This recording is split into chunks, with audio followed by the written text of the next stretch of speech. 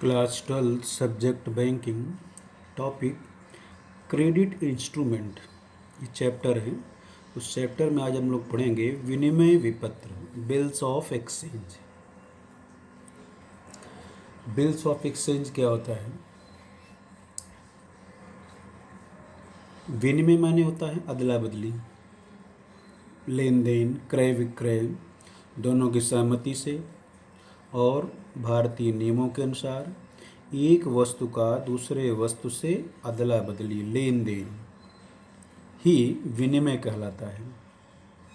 विपत्र माने होता है बिल। बिल मीन्स विपत्र, एक विशेष प्रकार का पत्र, कानूनी पत्र दोनों की सहमति से जो उधार लेन देन होते हैं उसको एक प्रपत्र के रूप में तैयार करना। उस लेन देन को, उस लेन देन की अवधि क्या है, कितने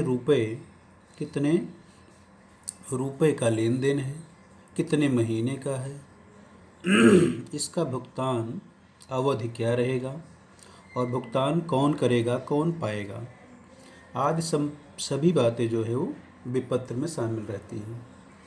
तो विनिमय विपत्र एक लिखित एवं शर्त रहित आज्ञा पत्र होता है जिस पर लेखक के हस्ताक्षर होते हैं तथा लेखक किसी व्यक्ति या संस्था को यह आदेश देता है, आज्ञा देता है कि वह एक निश्चित धनराशि का भुगतान एक निश्चित समय पर उसके आदेशानुसार एक निश्चित व्यक्ति को मांगने पर या निश्चित समय के बाद भुगतान कर दे। ये है विनिमय पत्र की मीनिंग। डेफिनेशन है इसे भारतीय विनिमय साध्य विलेख अधिनियम जो भारत में बना है 1881, उसके अनुसार दिया गया है कि विनिमय पत्र एक लिखित प्रपत्र है जिस पर विनिमय पत्र लिखने वाले के हस्ताक्षर होते हैं। इसमें लिखने वाला किसी व्यक्ति अथवा संस्था को यह आज्ञा देता है कि वह एक निश्चित धनराशि एक निश्चित अवधि के बाद एक निश्चित व्यक्ति से मांगने पर भुगतान कर दे। ये है इसकी डेफिनेशन। अब विनिमय विपत्र के लक्षण, characteristics of bills of exchange. अब इसके कई लक्षण होते हैं, विशेषताएं होती हैं, इसकी कई पहचान है। पहला क्या है कि यह विपत्र जो है, यह बिल जो है वो रिटन होता है, लिखित होता है। दूसरा है शर्त रहित होता है। तीसरा है इसमें लेखक के हस्ताक्षर होते हैं। चौथा है कि यह एक आज्ञा पत्र भी होता है। पांचवा है यह एक निश्चित धनराशि के लिए, निश्चित अमाउंट, फिक्स्ड अमाउंट के लिए ही लिखा जाता है। और छठा है आदेश, भुगतान की आज्ञा बिल के लेखक द्वारा किसी व्यक्ति को भी आदेश दिया जाता है कि इसका भुगतान फला व्यक्ति को एक निश्चित अवधि पर कर दीजिए, करना रहेगा। फिर इस पे एक स्टैम्प भी लगता है, टिकट भी, अमाउंट के अनुसार, कितने का बिल है उसके अनुसार टिकट लगता है। फिर स्वीकृति, एक्सेप्टेंस, बिल पर क्रेता का, देनदार का, स्वीकर्ता का या आहारी का, इस पर स्वीकृति भी होती है, एक्सेप्टेंस भी होता है। प्रत्येक लेन देन में दो पक्ष होते हैं। जो बिल लिखता है, जो लेखक होता है बिल का, राइटर, वह हमेशा सेलर होता है, ड्रॉवर होता है। और जो स्वीकर्ता होता है, एक्सेप्टर, वह हमेशा परचेजर होता है, डेटर होता है, एक्सेप्टर होता है। तो एक्सेप्टर की एक्सेप्टेंस कंपलसरी है। फिर नेक्स्ट एंड लास्ट है इसका प्रतिफल, वैल्यू रिसीप्ट। इसमें मूल्य प्राप्त शब्द भी लिखे जाते हैं। इसका अर्थ होता है कि विपत्र माल या सेवा प्रदान करने के बदले लिखा गया है, किस लिए बिल लिखा गया है वह भी लिखना है इसमें। उसके बाद है विनिमय विपत्र के पक्षकार, parties of bills of exchange. कितनी पार्टी होती है इसमें, कितने पक्ष हो सकते हैं अधिकतम। तो विनिमय पत्र में अधिकतम 3 पक्षकार हो सकते हैं। पहला होता है लेखक या हर्ता या लेनदार, ड्रॉवर, इसको राइटर, ड्रॉवर या क्रेडिटर, क्रेडिटर भी कहते हैं।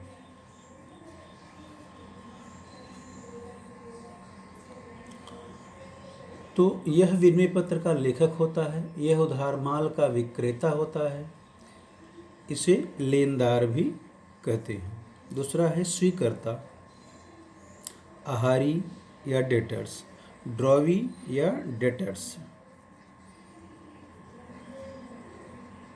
देनदार, यह वह व्यक्ति होता है जिस पर विपत्र लिखा गया है। यह व्यक्ति देनदार होता है, विपत्र को स्वीकृत करता है तथा विपत्र की धनराशि का भुगतान करने का प्रतिज्ञा भी करता है, जिम्मेदारी भी लेता है। तीसरा है प्राप्तकर्ता, अदाता, पेयी। यह वह व्यक्ति होता है जिसे विपत्र का भुगतान प्राप्त होता है। यह व्यक्ति प्रायः विपत्र का लेखक या आहर्ता ही होता है।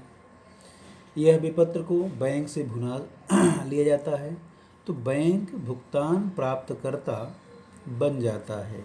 मतलब इस विपत्र का भुगतान जो प्राप्त करेगा वही प्राप्तकर्ता, अदाता या पेयी कहलाएगा।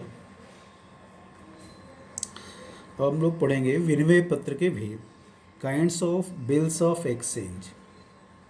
कितने प्रकार के विनिमय पत्र होते हैं इसके बारे में अध्ययन करेंगे।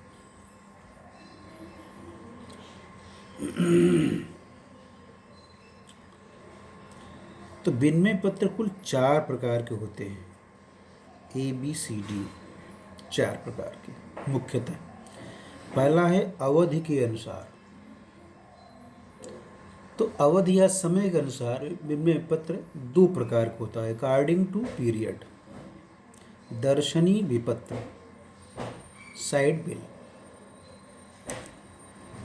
इस प्रकार के विपत्रों का भुगतान मांगने पर या भुगतानकर्ता के समक्ष प्रस्तुत करने पर तुरंत हो जाता है। इस पर स्वीकृति शब्द लिखने एवं टिकट लगाने की आवश्यकता नहीं होती है। दर्शनी विपत्र का नमूना भी बनाया जाता है। दूसरा है मुद्दती बिल, टाइम बिल। इस प्रकार के विनिमय पत्र का भुगतान उसमें लिखी अवधि के समाप्त होने पर किया जाता है। जैसे 2 माह, 3 माह अवधि समाप्त हो गया तो उसका भुगतान करना है। इस पर धनराशि की मात्रा के अनुसार टिकट लगाया जाता है। इन पर स्वीकृति की आवश्यकता भी होती है। दूसरा है उद्देश्य के अनुसार, according to use and objectives. तो उद्देश्य के अनुसार भी 2 प्रकार के विपत्र हैं, व्यापारिक बिल, ट्रेड बिल, अनुग्रह बिल, एकोमोडेशन बिल।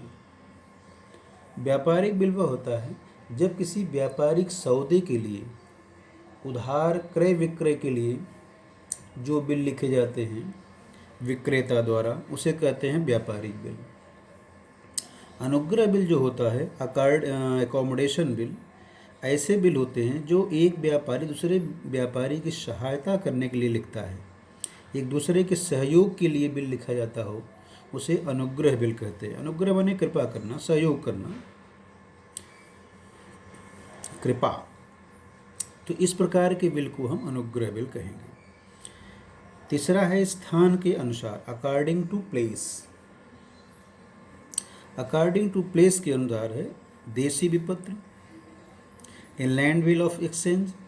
दूसरा है विदेशी विपत्र, फॉरेन बिल ऑफ एक्सचेंज। तो जब विपत्र का लेखक और स्वीकृता करने वाला एक ही देश का हो तो उसे हम देशी विपत्र कहते हैं। इसका प्रयोग केवल एक देश की सीमाओं के अंदर ही किया जाता है, तो इसे हम देशी विपत्र कहते हैं। दूसरा है विदेशी विनिमय विपत्र, फॉरेन बिल्स ऑफ एक्सचेंज। ऐसा विपत्र जो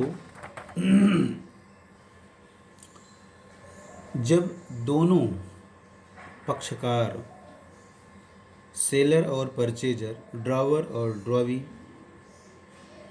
ये दोनों अलग अलग देश के हों, तो उनके बीच जो बिल लिखा जाएगा उसे विदेशी बिल कहा जाएगा। ऐसे बिल का भुगतान किसी अन्य देश की मुद्रा से संबंधित होता है। इसका प्रचलन देश की सीमाओं के बाहर ही होता है। ये किसी बैंक या प्रतिनिधि के रूप में लिखे जाते हैं, इसलिए इनका भुगतान सीधे लेखक को नहीं होता। इस प्रकार के विपत्र की 3 प्रतियां तैयार की जाती हैं और प्रत्येक प्रति एक दूसरे की संपत्ति के रूप में प्रयोग की जाती है।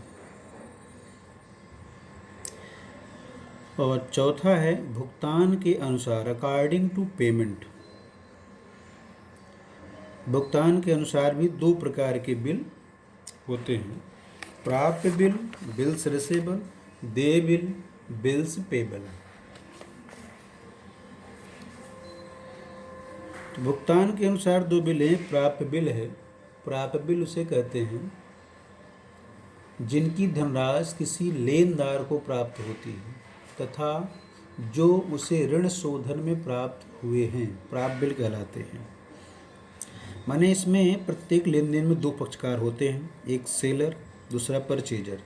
जो सेलर बिल प्राप्त करेगा उसे हम प्राप्य बिल कहेंगे, और जो क्रेता रहेगा उसके लिए जो बिल होगा वह देय बिल होगा, बिल्स पेबल कहलाएगा। वे समस्त विनिमय विपत्र जिन पर किसी व्यक्ति देनदार ने स्वीकृति प्रदान की है, अर्थात जिनकी रकम किसी देनदार या देनदारों को देनी है, स्वीकर्ता को देनी है, उसके लिए यह विपत्र क्या हो जाएगा, देय विपत्र। तो इस प्रकार बिल्स ऑफ एक्सचेंज, और इस बिल्स ऑफ एक्सचेंज में स्वीकृति बहुत कंपलसरी होता है। विनिमय पत्र पर स्वीकृति केवल देनदार ही कर सकता है। यदि उसने यह अधिकार किसी अन्य व्यक्ति को दे रखा है तब वह व्यक्ति भी विनिमय पत्र को स्वीकृत कर सकता है। प्रतिनिधि या एजेंट को स्वीकृति देते समय यह स्पष्ट रूप से लिखना भी चाहिए कि यह अमुक व्यक्ति की ओर से उसी की जोखिम पर इसको लिखा जा रहा है या स्वीकृति प्रदान की जा रही है। कभी कभी विनिमय पत्र का लेखक विनिमय पत्र में किसी अन्य व्यक्ति का नाम और लिख देता है, जिससे विनिमय पत्र को स्वीकार करने या भुगतान करने हो उस समय अनुरोध किया जा सकता है। जबकि स्वीकर्ता या देनदार विनिमय पत्र पर स्वीकृति देने से या भुगतान करने से इनकार कर दे तो इसे आवश्यकता के समय या आवश्यकता के अनुसार देनदार को पेमेंट कर दिया जाता है। तो बिल में स्वीकृति भी, जैसे लेखक बिल को लिखता है किसी स्वीकर्ता पर, क्रेता पर, वैसे क्रेता और स्वीकर्ता की भी जिम्मेदारी होती है कि बिल पर अपनी लिखित स्वीकृति, सहमति दे, तो इसे स्वीकृत बिल कहा जाएगा। अच्छा, बिल में अनुग्रह दिवस भी होते हैं 3 दिन के।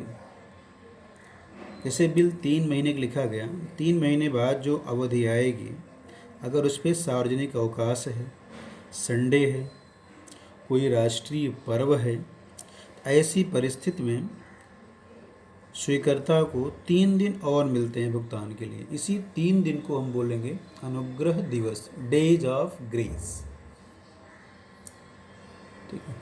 यदि उस अवधि पर बिल का भुगतान नहीं हो पाया तो बिल कैंसिल कर दिया जाता है और उसके स्थान पर बिल का रिन्यूअल या नए बिल का लेखन किया जा सकता है।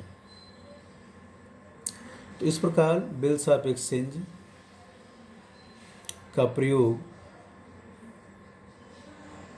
भारत में और अन्य देशों में भी प्रचलन में है। इसका प्रयोग केवल उधार क्रय विक्रय के लिए, उधार लेन देन के लिए ही किया जाता है। इसका मतलब है कि यह विदेशी भाषा और भारतीय भाषा दोनों भाषाओं में इसका प्रयोग किया जाता है। विनिमय पत्र है तो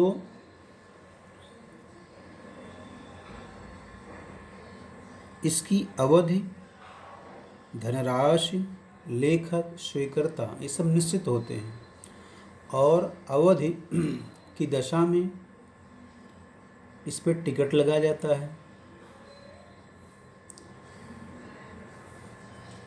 और स्टैम्प पेपर पर विनिमय विपत्र विधिवत कानूनी हिसाब से संवैधानिक रूप से जो इसका एक्ट है उसके अनुसार ही लिखा जाता है।